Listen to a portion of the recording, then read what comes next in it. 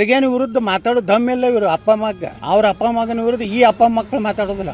ಅಷ್ಟು ವೀಕ್ ಇದೆ ಅಂತ ಹೈಕಮಾಂಡ್ ಅಷ್ಟು ವೀಕ್ ಇದೆ ಅಂತ ಮತ್ತೆ ಅರ್ಥ ಅದೇ ಆಗ್ತದೆ ನೋಡಿ. ನಾಳೆ 1,000-2,000 ಸ್ವಾಮಿಗಳನ್ನ ಕೂಡಿಸಿರ್ತಾರೆ. ಯಡಿಯೂರಪ್ಪರಿಗೆ ಕೈ ಹತ್ತಿದ್ರು ಹುಷಾರ್, ವಿಜಯೇಂದ್ರ ಕೈ ಹತ್ತಿದ್ರು ಹುಷಾರ್, ಇಡೀ ನಾವೆಲ್ಲಾ ಮಠಾಧೀಶರು ನಿಮ್ಮನ್ನ ಬಿಜೆಪಿ ಸರ್ವನಾಶ ಮಾಡ್ತೀವಿ ಅಂತ ಹೇಳ್ತಾರೆ. ಸ್ವಾಮಿಗಳ ಕೆಲಸ ಇದು ಸರ್ವನಾಶ. ಹೈಕಮಾಂಡ್ ಬಗ್ಗೆ ಸರ್ ಅಷ್ಟು ವೀಕ್ ಇದೆ ಸರ್ ಹೈಕಮಾಂಡ್. ಮತ್ತೆ ಇದು ನೋಡಿದ್ರೆ ಹೈಕಮಾಂಡ್ಗೆ ನನಗನ್ನಿಸ್ತದ ಕರ್ನಾಟಕದಲ್ಲಿ ಜನರ ಭಾವನೆನೇ ಗುರ್ತ. ಇವರು ಇಂಟೆಲಿಜೆನ್ಸ್ ಏನ್ ಮಾಡ್ಲಿಕ್ಕೆ ಗೊತ್ತಾ, ಏನೂ ಉಳಿದಲ್ಲ ರೀ.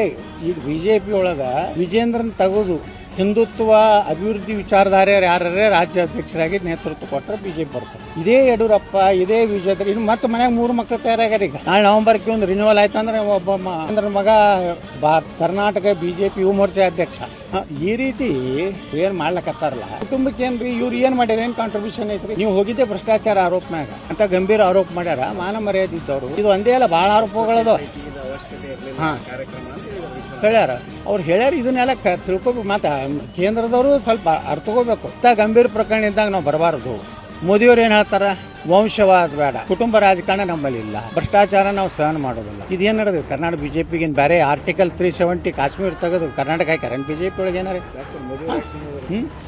ಅದನ್ನೇ ನಾ ಕೇಳಕತ್ತೇನೆ. ಮೋದಿಯವರು ಇಡೀ ದೇಶದ ಜನರಿಗೆ ಏನ್ ಹೇಳ್ತಾರ, ಕುಟುಂಬ ರಾಜಕಾರಣ ಎಲ್ಲ ಮುಗಿಸಿದ್ರು ಅವರು. ಉತ್ತರ ಪ್ರದೇಶ ಮುಲಾಯಂ ಸಿಂಗ್ ಯಾವ್ದೋ ಒಂದು ಮಗನ್ ಮುಗಿಸಿದ್ರ, ಲಾಲೂ ಪ್ರಸಾದ್ ಯಾವ್ದೋ ಒಂದು ಮುಗಿಸಿದ್ರ, ಮಮತಾ ಬ್ಯಾನರ್ಜಿ ಮುಗಿಸಿದ್ರ, ತಮಿಳುನಾಡದಾಗ DMK ಎಷ್ಟು ಅಯೋಗ್ಯದು, ಹಿಂದುತ್ವ ಬಗ್ಗೆ, ಹಿಂದೂಗಳ ಬಗ್ಗೆ ಏಡ್ಸ್ ಇದ್ದಂಗೆ, ಅದೊಂದು ಕುಷ್ಠರೋಗ ಇದ್ದಂಗೆ ಅಂತದನ್ನು ಧರ್ಮ ನಮ್ಮ ಸನಾತನ ಧರ್ಮ ಮುಗಿಸ್ತು. ಇದು ಕರ್ನಾಟಕ ಯಾಕೆ ಮುಗಿಸಲಾಗ್ಯಾರ ಮೋದಿಯವರು? ಈ ಭ್ರಷ್ಟ ಕುಟುಂಬವನ್ನು ಮುಕ್ತ ಮಾಡಿದ್ರೆ ಬಿಜೆಪಿ 350 ಬರ್ತಾವ. ಅದ್ರ ಮಾಡ್ಲಾಗ ಅಂದು ಪುಣ್ಯಾತ್ಮ ಯಡಿಯೂರಪ್ಪ 120 ಅಂದನ್ರಿ. ಆಪರೇಷನ್ ಕಮಲ ಮಾಡೋದು, 30-40 ಕೋಟಿ ಕೊಡೋದು, ಬೈ ಎಲೆಕ್ಷನ್ ಮಾಡೋದು, ಎಲ್ಲ ಇಲೆಕ್ಷನ್ ಕೊಡ್ರಿ. 25 ಲೋಕಸಭಾದ 17ಕ್ಕೆ ಬರ್ಲಾಕ ಕಾರಣ ಏನು? ಕೊಪ್ಪಳದಲ್ಲಿ ವ್ಯವಹಾರ ಮಾಡ್ಕೊಂಡ, ಚಾಮರಾಜನಗರದಲ್ಲಿ ವ್ಯವಹಾರ ಮಾಡ್ಕೊಂಡ, ಕಲಬುರಗಿಯಲ್ಲಿ ವ್ಯವಹಾರ ಮಾಡ್ಕೊಂಡ, ರಾಯಚೂರದಲ್ಲಿ ವ್ಯವಹಾರ ಮಾಡ್ಕೊಂಡ, ಬೀದರ್ದಲ್ಲಿ ವ್ಯವಹಾರ ಮಾಡ್ಕೊಂಡ. ಖರ್ಗೆನ ವಿರುದ್ಧ ಮಾತಾಡೋ ದಮ್ಮೆಲ್ಲ ಇವರು ಅಪ್ಪ ಮಗ ಅವ್ರ ಅಪ್ಪ ಮಗನ ವಿರುದ್ಧ ಈ ಅಪ್ಪ ಮಕ್ಕಳು ಮಾತಾಡೋದಿಲ್ಲ. ಅವ್ ಹೆಂಗತ್ತ ಖರ್ಗೆ ಪ್ರಿಯಾಂಕಾ ಖರ್ಗೆ ಕೊಡ್ತಾನೆ ರೀ. ವಿಜಯೇಂದ್ರ ಭಾಳ ಹಾರಾಡ ನಿಮ್ಮ ಅಪ್ಪನ ಫೋಕ್ಸ್ ತೆಗಿತೇನೆ ನಾನು ಗಪ್ ಇಲ್ಲ. ಸನ್ಮಾನ್ಯಕ್ಕೆ ಪ್ರಿಯಾಂಕರಿಗೆ ಇವರನ್ನು ಖಂಡಿಸುತ್ತೆ, ತೀವ್ರವಾಗಿ ಖಂಡಿಸುತ್ತೆ. ಮೊನ್ನೆ 2 ಇಲೆಕ್ಷನ್ ಸೋತ ಮ್ಯಾಗ ಸಿಹಿ ಹಂಚಿದ್ರು ಪಾರ್ಟಿ ಆಫೀಸ್.